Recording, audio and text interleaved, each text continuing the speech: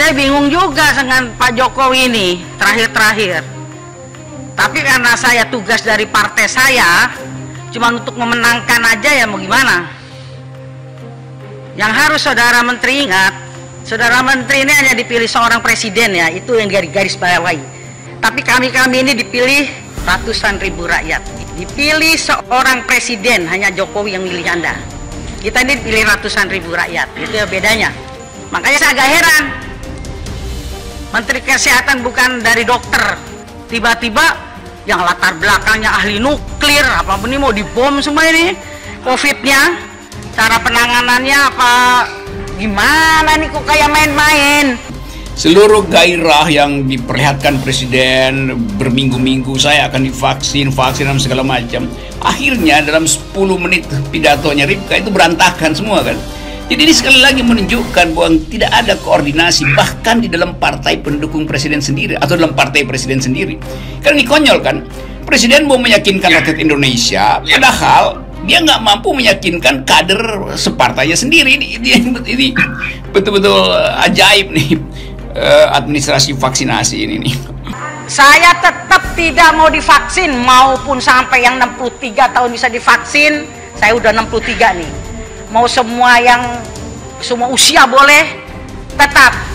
Misalnya pun hidup di DKI, semua anak cucu saya dapat sanksi 5 juta, mending gue bayar. Politikus PDIP Ripka Ciptaning tegas tolak vaksinasi, mending bayar sanksi. Karena di India ditolak, di Afrika ditolak, masuk di Indonesia dengan 1,3 triliun waktu saya ketua komisi. Saya ingat betul itu, jangan main-main vaksin ini. Jangan main-main. Saya pertama yang bilang, saya menolak vaksin. Kalau dipaksa HAM, pelanggaran HAM. Gak boleh maksa begitu. Terus saya tanya, ini yang gratis, yang katanya mau digratiskan semua rakyat ini, yang mana? Uang ada 5 macam. Ada yang harga 584.000, ada yang 292.000, ada yang 116.000, ada yang 540.000 sampai 1.080.400 rupiah, ada yang 2.100.000. Pasti yang murah kalau orang miskin. Nah, masalah rapid, masalah swab aja, saya kemarin bilang Bu Penny, belum ada harga eceran tertinggi itu berapa. Ada rumah sakit swasta tuh, Abdi Waluyo. Saya tanya, berapa itu swab? Dokter, kalau 1 hari dok, itu 6,5 juta. Tapi kalau hasilnya 3 hari, 3,5 juta. Loh, ini patokannya emang lama pemeriksaannya apa karena duitnya? Betul, karena orang ingin dapat kepastian hukum. Apakah saya kalau menolak itu akan dipidana? Ternyata tidak boleh ada pemidanaan, karena hak atas kesehatan itu, jaminan hak asasi manusia itu pilihan individual itu.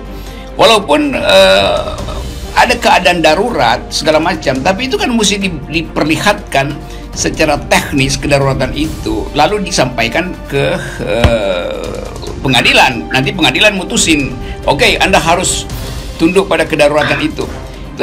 Tapi berkali-kali soal kedaruratan itu justru dihasilkan oleh kebijakan yang tidak konsisten. Kan kita masuk di dalam kesulitan hari ini karena manajemen COVID ini betul-betul berantakan. Berbagai macam sinyal promosi dilakukan, lembaga dibuat, tetap angkanya naik terus-menerus. Itu artinya ada yang keliru di dalam cara menangani ini. Saya cuma ingatin nih sama Adinda Menteri nih, saya masih muda gue panggil Adinda. Ya, negara tidak boleh berbisnis dengan rakyatnya loh. Tidak boleh. Mau alasan apa saja tidak boleh. Saya yang paling kencang nanti tuh memasalahkan itu. Ya lucu, Indonesia ini urusan kesehatan terus sama BUMN. Jangan itu. Makanya gue nggak mau vaksin ini. Nggak mau, ini soalnya ada permainan yang nggak jelas. Rencana vaksinasi serentak yang bakal dilakukan oleh pemerintah pada Rabu 13 Januari tidak dengan mudah mendapatkan dukungan. Bahkan anggota Komisi 9 dari fraksi PDI Perjuangan, Ripka Ciptaning, dengan tegas menolak divaksin COVID-19. Saya tetap tidak mau divaksin. Mau vaksin yang umur 63 tahun ke atas, mau vaksin buat semua umur. Saya tidak mau, katanya.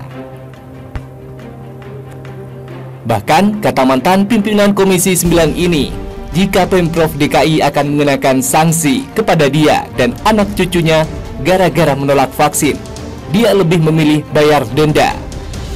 Mendingan gua bayar, jual mobil gak apa-apa, tambahnya. Menurut Ripka, vaksin tidak boleh dipaksakan kepada masyarakat. Kalau dipaksakan pelanggaran HAM, hak asasi manusia, gak boleh, ujarnya. Ripka juga mempertanyakan rencana vaksinasi gratis oleh pemerintah yang dinilainya tidak jelas. Sebab dari keempat vaksin semuanya ada harganya. Harganya kan macam-macam. Buat orang miskin pasti dikasih yang paling murah, katanya dengan suara keras. Sementara Presiden Joko Widodo akan disuntikan vaksin COVID-19 buatan Sinovac pada Rabu 13 Januari. Penyuntikan vaksin untuk Presiden Jokowi akan disiarkan secara langsung. Hal tersebut disampaikan Deputi Bidang Protokol, Pers, dan Media Sekretariat Presiden Bey Mahmudin dalam pesan singkat Selasa 12 Januari. Rencana besok pagi menyuntikan vaksin perdana untuk Presiden Jokowi, katanya. Bey mengatakan, saat ini Sekretariat Presiden sedang mempersiapkan dan berkoordinasi dengan Kementerian Kesehatan untuk pengaturan tata cara vaksinasi. Saya tetap tidak mau divaksin. Mau vaksin yang umur 63 tahun ke atas, mau vaksin buat semua umur. Saya tidak mau, katanya. Bahkan kata mantan pimpinan Komisi 9 ini, jika Pemprov DKI akan mengenakan sanksi kepada dia dan anak cucunya gara-gara menolak vaksin, dia lebih memilih bayar denda. Mendingan gua bayar, jual mobil gak apa-apa, tambahnya. Menurut Ripka, vaksin tidak boleh dipaksakan kepada masyarakat. Kalau dipaksakan pelanggaran HAM, hak asasi manusia, gak boleh, ujarnya. Ripka juga mempertanyakan rencana vaksinasi gratis oleh pemerintah yang dinilainya tidak jelas. Sebab dari keempat vaksin semuanya ada harganya. Harganya kan macam-macam. Buat orang miskin pasti dikasih yang paling murah, katanya dengan suara keras. Sementara Presiden Joko Widodo akan disuntikan vaksin COVID-19 buatan Sinovac pada Rabu 13 Januari. Penyuntikan vaksin untuk Presiden Jokowi akan disiarkan secara langsung. Hal tersebut disampaikan Deputi Bidang Protokol, Pers, dan Media Sekretariat Presiden Bey Mahmudin dalam pesan singkat Selasa 12 Januari. Rencana besok pagi menyuntikan vaksin perdana untuk Presiden Jokowi, katanya. Bey mengatakan, saat ini Sekretariat Presiden sedang mempersiapkan dan berkoordinasi dengan Kementerian Kesehatan untuk pengaturan tata cara vaksinasi. Saya bingung juga dengan Pak Jokowi ini terakhir-terakhir. Tapi karena saya tugas dari partai saya, cuma untuk memenangkan aja ya mau gimana. Yang harus Saudara Menteri ingat, Saudara Menteri ini hanya dipilih seorang presiden ya, itu yang garis bawahi. Tapi kami ini dipilih ratusan ribu rakyat. Dipilih seorang presiden, hanya Jokowi yang milih Anda. Kita ini dipilih ratusan ribu rakyat, itu ya bedanya.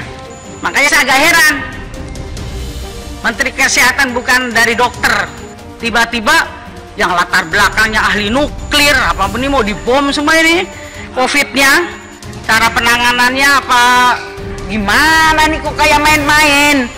Seluruh gairah yang diperlihatkan Presiden berminggu-minggu, saya akan divaksin, dan segala macam, akhirnya dalam 10 menit pidatonya Ripka itu berantakan semua kan. Jadi ini sekali lagi menunjukkan bahwa tidak ada koordinasi bahkan di dalam partai pendukung presiden sendiri atau dalam partai presiden sendiri. Karena ini konyol kan, Presiden mau meyakinkan rakyat Indonesia, padahal dia nggak mampu meyakinkan kader separtainya sendiri. Ini betul-betul ajaib nih administrasi vaksinasi ini nih. Saya tetap tidak mau divaksin, maupun sampai yang 63 tahun bisa divaksin. Saya udah 63 nih. Mau semua usia boleh, tetap. Misalnya pun hidup di DKI, semua anak cucu saya dapat sanksi 5 juta, mending gue bayar.